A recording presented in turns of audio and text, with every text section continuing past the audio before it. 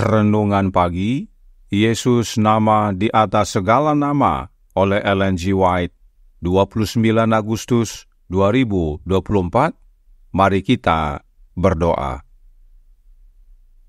Bapa kami yang di sorga, Allah pencipta langit dan bumi, laut dan segala isinya, Allah yang maha besar, maha kuasa, sumber segalanya, yang kami sembah selalu melalui anak-Mu yang tunggal, Yesus Kristus. Terpujilah Yesus, anak Allah yang maha tinggi, yang adalah penyelamat yang diharapkan umat manusia. Pada pagi hari ini kami bersyukur boleh bangun dan berbakti, dan sebagaimana membaca dan mendengarkan nasihat firman-Mu, kiranya ini menjadi peringatan bagi kami semua, agar tidak menolak Yesus, sebab Dia bukan lagi yang diharapkan, tetapi telah tiba dan bahkan tinggal dalam hati kami. Beserta kami sepanjang perbaktian ini, kehendak-Mu yang jadi. Ampun kami akan dosa dan salah, karena kami berdoa hanya dalam nama Anak Allah yang tunggal, Yesus Kristus, yang adalah Tuhan dan Juru Selamat kami. Amin. Renungan hari ini akan dibacakan oleh Saudara Jones Ayorbaba. Kepada Saudara Jones, kami persilahkan. Terima kasih, selamat pagi buat kita semua. Bacaan renungan pagi kita pada pagi hari ini 29 Agustus 2024, penyelamat yang diharapkan. Ayat inti terdapat dalam Mazmur 34 ayat 18. Apabila orang-orang benar itu berseru-seru, maka Tuhan mendengar dan melepaskan mereka dari segala kesesakannya. Ketika Juru Selamat memulai pelayanannya, konsep terkenal tentang Mesias dan pekerjaannya sama sekali tidak membuat orang-orang menerima Dia. Roh kesetiaan yang benar telah hilang dalam tradisi dan upacara, dan nubuatan ditafsirkan atas perintah hati yang sombong dan cinta dunia. Orang-orang Yahudi menantikan Dia yang akan datang, bukan sebagai Juru Selamat dari dosa, tetapi sebagai seorang pangeran besar yang akan membawa semua bangsa di bawah keagungan singa dari suku Yehuda. Sia-sia Yohanes Pembaptis dengan kuasa penyelidikan hati para nabi zaman dahulu memanggil mereka untuk bertobat. Sia-sia dia di samping sungai Yordan menunjuk Yesus sebagai anak domba Allah yang menghapus dosa dunia. Allah berusaha mengarahkan pikiran mereka pada nubuatan Yesaya tentang Juru Selamat yang menderita, namun mereka tidak mau mendengarnya. Seandainya para guru dan pemimpin di Israel menyerah pada kasih karunia-Nya yang mengubahkan, Yesus akan menjadikan mereka duta-dutanya di antara pria dan wanita. Di Yudea, kedatangan kerajaan pertama kali diumumkan, dan seruan untuk bertobat telah dikumandangkan. Dalam tindakan mengusir orang-orang yang menajiskan bait suci di Yerusalem, Yesus telah menyatakan dirinya sebagai Mesias. Dia yang akan membersihkan jiwa dari kekotoran dosa dan menjadikan umatnya bait suci bagi Tuhan. Namun para pemimpin Yahudi tidak mau merendahkan diri, menerima guru rendahan dari Nazaret. Pada kunjungannya yang kedua di Yerusalem, dia diadili di hadapan Sanhedrin, dan ketakutan terhadap orang-orang saja menghalangi para petinggi ini untuk mencoba mengambil nyawanya. Kemudian meninggalkan Yudea, dia memulai pelayanannya di Galilea. Pekerjaannya di sana berlanjut beberapa bulan sebelum khotbah di atas bukit disampaikan.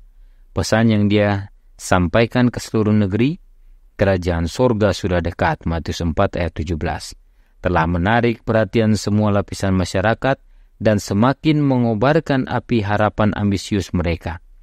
Kemasyhuran guru baru ini telah menyebar melampaui batas-batas Palestina, dan meskipun ada sikap dari para pemimpin, tersebar luas perasaan bahwa guru baru ini mungkin adalah penyelamat yang diharapkan.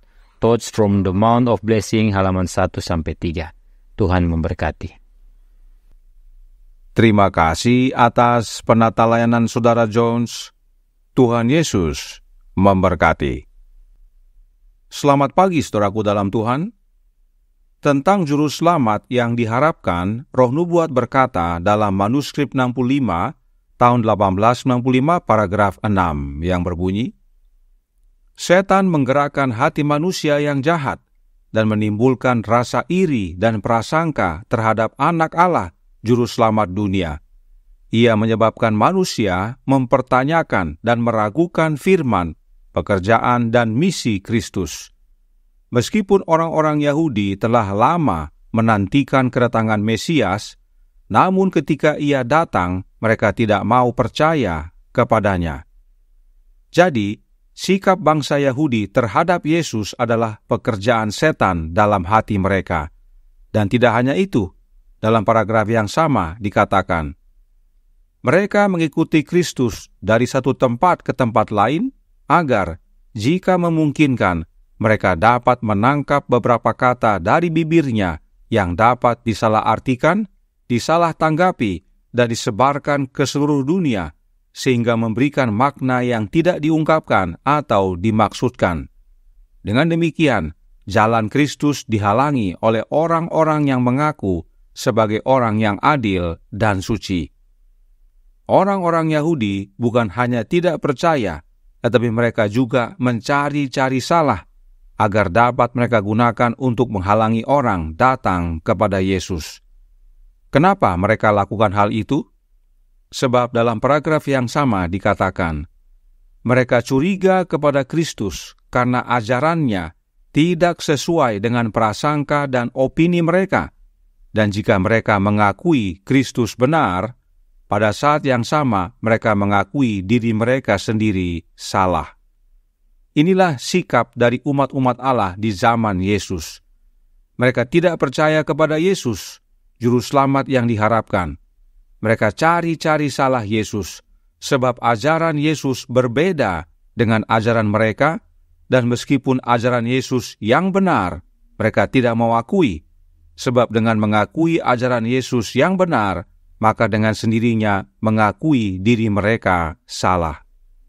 Sadarkah kita bahwa roh yang sama masih ada sampai sekarang? Sebab ini adalah pekerjaan setan dan dia masih bekerja sampai sekarang. Renungan hari ini berkata dalam Jesus Name Above All Names, halaman 255 paragraf 3. Seandainya para guru dan pemimpin di Israel menyerah pada kasih karunia-Nya yang mengubahkan, Yesus akan menjadikan mereka duta-dutanya di antara pria dan wanita. Di Yudea, kedatangan kerajaan pertama kali diumumkan, dan seruan untuk bertobat telah dikumandangkan. Namun, para pemimpin Yahudi tidak mau merendahkan diri menerima guru rendahan dari Nazaret. Para pemimpin Yahudi gantinya menerima Juru Selamat yang ditunggu-tunggu, malah menolaknya, meski sudah banyak tanda dan mujizat yang Yesus perbuat di hadapan para pemimpin orang Yahudi. Orang-orang Yahudi seharusnya dapat menjadi juru kabar kebenaran, malah menjadi duta-duta setan dalam menentang Juru Selamat yang diharapkan. Masih tentang orang-orang Yahudi dikatakan dalam manuskrip 65, tahun 1895 paragraf 10. Banyak orang bijak yang mendengarkan ajaran Kristus yakin bahwa kuasa Allah menyertainya, tetapi mereka tidak mau menerima Dia sebagai Mesias.